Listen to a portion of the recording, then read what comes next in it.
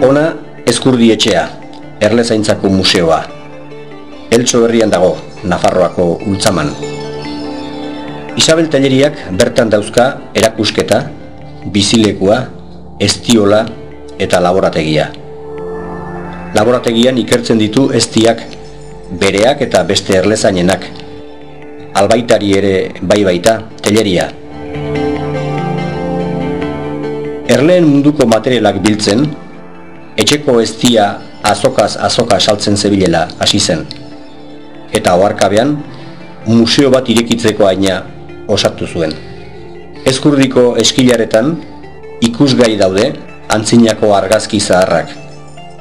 Liburuetatik eta aldizkarietatik atereak, edo Isabeli ezagunek lagatakoak.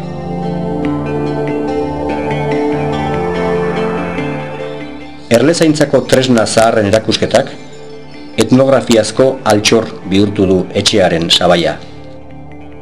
Herenegun arte gure mendietan eta etxe inguruetan aurki zitezken erlauntz zaharrak hemen ezagutu ditzakegu.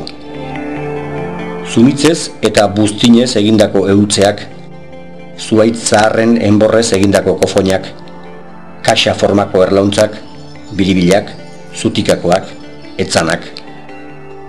Erleari eztia kendu dio milaka urtez gizakiak, baina ezkoa ere bai. Erremediotarako, kandelak egiteko, edo hildakoen oroimenezko sua argizarizko bildumenetan pizteko. Isabel Telleria izan daiteke Euskal Herriko erlezainen talaiari eta Eltsoko Ezkurdi erlezaintzaren behatoki. Argiarako, Pello Zubiria.